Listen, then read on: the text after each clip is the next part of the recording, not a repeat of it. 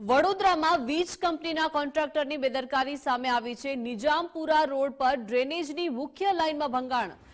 ડ્રિલિંગની કામગીરી દરમિયાન ડ્રેનેજની લાઇન તોડી નાખી। ડ્રેનેજની લાઇન તોડી પાડતા રોડ પર ગંદા પાણી ફરી વળ્યા। છેલ્લા 6 દિવસથી ડ્રેનેજ મિશ્રિત પાણી પીવા લોકો મજબૂર બન્યા છે। કોન્ટ્રાક્ટર દ્વારા આડેધડ ખોદકામથી નાગરિકોને હાલાકી ભોગવવાનો વારો આવ્યો છે। કોંગ્રેસ કોર્પોરેટરે કહ્યું છે કે કોન્ટ્રાક્ટર સામે કડક કાર્યવાહી જરૂરી છે। મ્યુનિસિપલ કમિશનરનું નિવેદન કોન્ટ્રાક્ટરને હેવી પેનલ્ટી ફટકારાશે તેવું આપવામાં આવ્યું। સૌથી પહેલાં તો એક વાત કરીશ કે વડોદરા શહેરની અંદર ઠેર ઠેર જ્યાં પણ ખાડા ખોદવાની કે કામગીરી ચાલતી હોય, ડ્રેનેજની કામગીરી ચાલતી હોય તો ત્યાં આગળ અંધેધૂન કામગીરી કરવામાં આવે છે।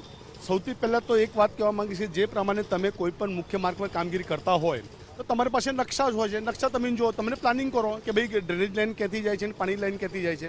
આ તો ગમે ત્યારે કોઈ પણ કામગીરી હાથમાં લેવામાં આવે ત્યારે સ્થળ પર પહેલી વાર તો કોઈ અધિકારી હાજર રહેતો નથી અને કોઈ કોન્ટ્રાક્ટર હાજર રહેતો નથી, એટલે જેસીબી વાળો આડેધડ જેસીબી મારે છે। અને જે કોન્ટ્રાક્ટ આપ્યો છે એને કોઈ પ્રાઇમરી ચેકઅપ નથી।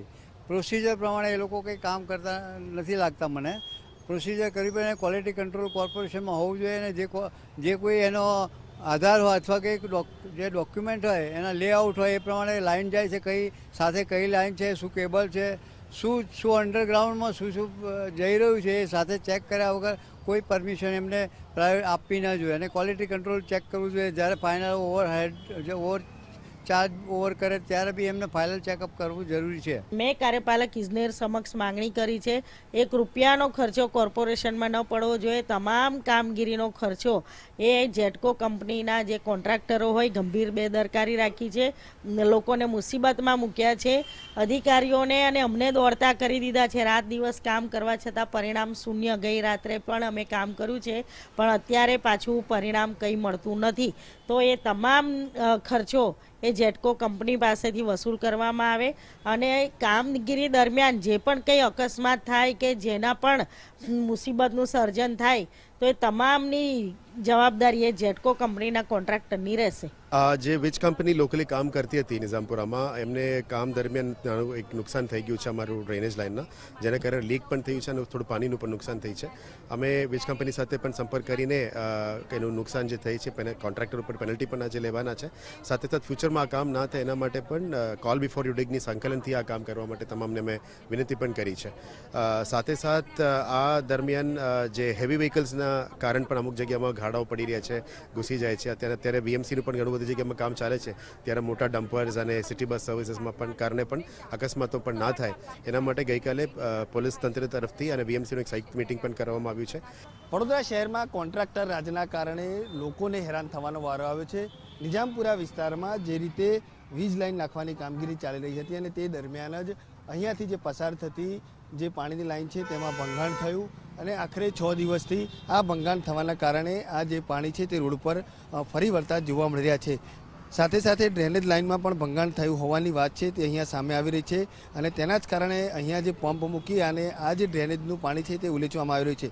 મહત્વની વાત અહીંયા એ છે કે જ્યારે પણ કોઈ પણ કામગીરી શહેરની અંદર ચાલતી હોય ત્યારે અધિકારીઓએ હાજર રહેવું જોઈએ, પરંતુ અધિકારીઓની બેદરકારીના કારણે આજે આ જે લાઇન છે તેમાં ભંગાણ થયું અને આખરે આ બંને મિશ્રિત પાણી પીવાનો જે વારો છે તે લોકોને આવ્યો હતો। હાલ તો વડોદરા મ્યુનિસિપલ કમિશનર દ્વારા પણ આ જે કોન્ટ્રાક્ટર છે તેની સામે કાર્યવાહી કરવાની વાત છે તે સામે આવી છે, પરંતુ જે રીતે વાત કરીએ તો અધિકારીઓની પણ એટલી જ નિષ્કાળજી અને બેદરકારીના કારણે સતત આવી ઘટનાઓ છે તે બનતી હોય છે। ક્યાંક ડ્રેનેજના જે ઢાંકણા છે તે ખુલ્લા મૂકી દેવામાં આવે છે અથવા તો આ પ્રકારની જે રોડની બાજુમાં જે ખોદકામની કામગીરી દરમિયાન જે રીતે અધિકારીઓએ હાજર રહેવું જોઈએ અથવા તો સ્થળ વિઝિટ કરવાની હોય તે નથી કરવામાં આવી અને માત્ર કોન્ટ્રાક્ટરોના ભરોસે જ આખું આ જે તંત્ર છે તે મૂકી દેવામાં આવે છે અને તેના જ કારણે સતત આ પ્રકારની સમસ્યા છે તેનો નગરજનોને સામનો કરવાનો વારો આવતો હોય છે। ક્યાંક ને ક્યાંક નગરજનો પણ સતત આ પ્રકારની સમસ્યાથી ત્રાહિમામ પુકારી ઉઠ્યા છે અને જે રીતે વાત કરવામાં તો લોકો પણ માંગ કર્યા છે કે આવા કોન્ટ્રાક્ટરો છે તેમને બ્લેકલિસ્ટ કરવામાં આવે અથવા તો આવા જે કોન્ટ્રાક્ટરોને છે તેમને મોટી પેનલ્ટી ફટકારવામાં આવે, જેથી કરીને ભવિષ્યમાં આ પ્રકારની ભૂલ ના કરે। પરંતુ ક્યાંક ને ક્યાંક અધિકારીઓ અને કોન્ટ્રાક્ટરોની મિલીભગતના કારણે કોન્ટ્રાક્ટરો છે તે પણ બચી જતા હોય છે અને તેના કારણે સતત આવી ભૂલ કરવા માટે પ્રેરાતા હોય છે। હવે વડોદરાના જે મ્યુનિસિપલ કમિશનર છે તેમના દ્વારા કોન્ટ્રાક્ટર સામે કયા પ્રકારની કાર્યવાહી કરવામાં આવે છે, કયા પ્રકારનો દંડ વસૂલવામાં આવે છે તે જોવાનું રહેશે। કારણ કે જે રીતે લોકો પણ માંગ કરી રહ્યા છે કે સતત કોન્ટ્રાક્ટર દ્વારા આવી જે ભૂલો કરવામાં આવે છે અને તેના કારણે લોકોને પણ હેરાન થવાનો વારો આવે છે. હાલ આ મુખ્ય રસ્તા ઉપર આખું ભંગાણ થયું છે. એક તરફ ટ્રાફિક જામ પણ સર્જાય છે અને સાથે સાથે લોકોને પણ એટલી જ હેરાનગતિ થઈ રહી છે. તેથી લોકો માંગ કરી રહ્યા છે કે આવા કોન્ટ્રાક્ટર છે અને આવા જે અધિકારીઓ છે તેમની સામે કાર્યવાહી થાય. કેમેરામેન ડીકે સોલંકી સાથે અલ્પેશ સુથાર, ગુજરાત ફર્સ્ટ, વડોદરા.